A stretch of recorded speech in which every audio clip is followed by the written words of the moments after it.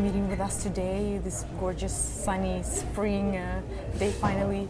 Regardless all the news about South by Southwest, I think we stay positive. Yeah, definitely. And I wanted to ask you a couple questions about your art and how you got to this profession, because I do consider art being a profession, but at the same time it's more than that, right? How do you chosen that lifestyle and why you decided to be a full-time artist? So why did I choose to be a full-time artist? Honestly, I don't really know like a straight answer for that, because I feel like it happened so naturally for me.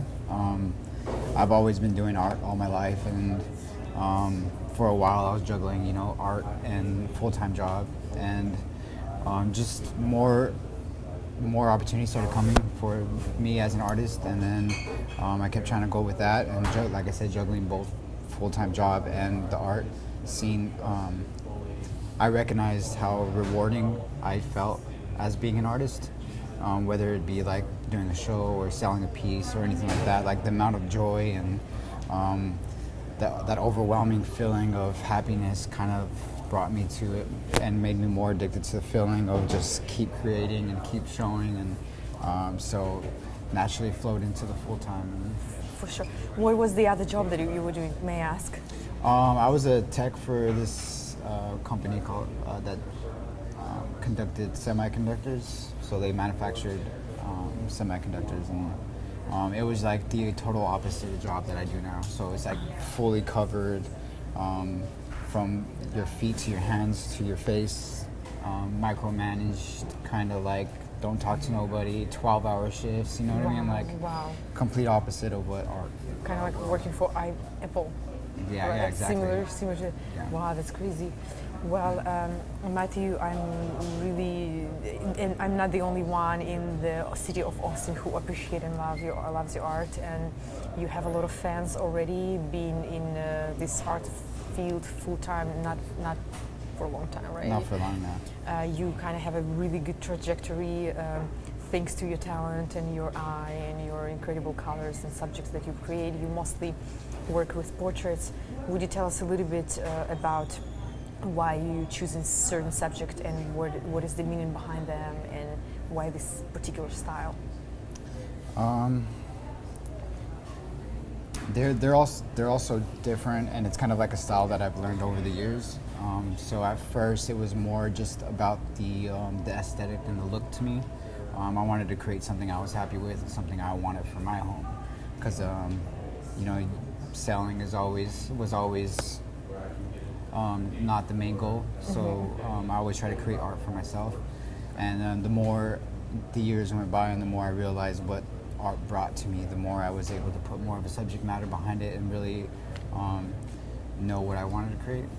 So I would say just now what I'm trying to capture is more like the emotions and thoughts that we might all have but we don't express, especially some of the darkness that we all kind of live with day to day, and so trying to showcase both of that now.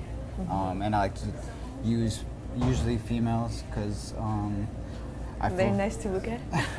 Because women love women and men love women, and I think I was raised by my mom and with my sister, and I think women are very powerful. So and emotional. So if you could feel the emotions and the power in a woman.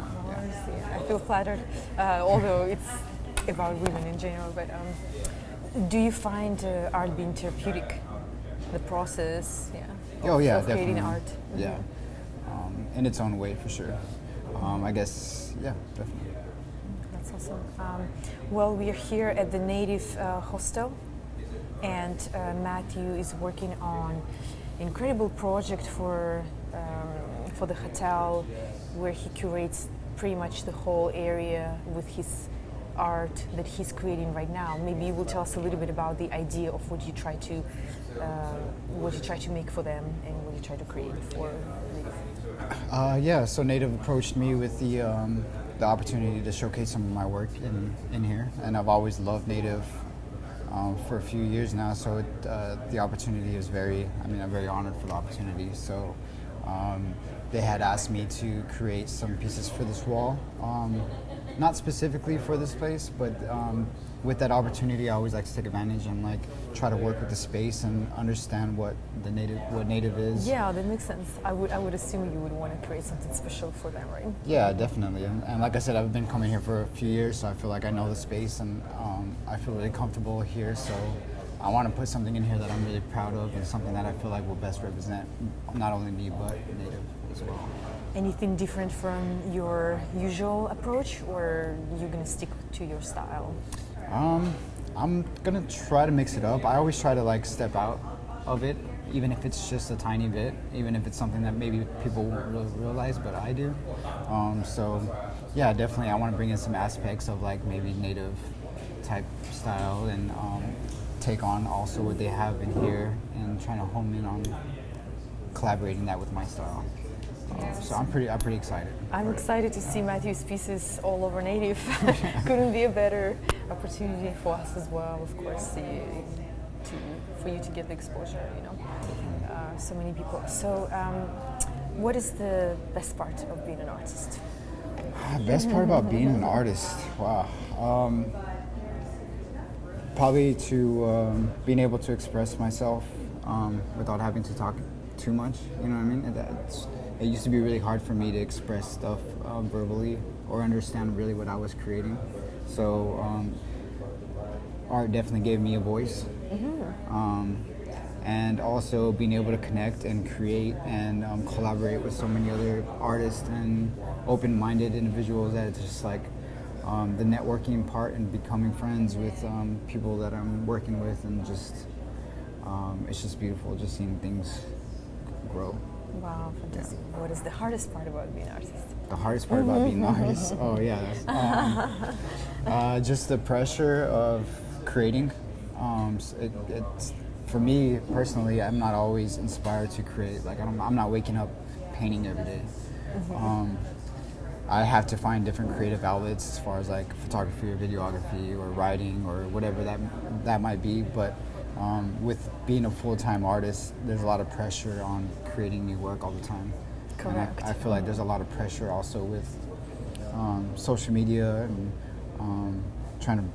people trying to brand themselves and then becoming a whole different thing. So yeah, keep it going, kind of, right? Yeah. So just being authentic and staying who I am, and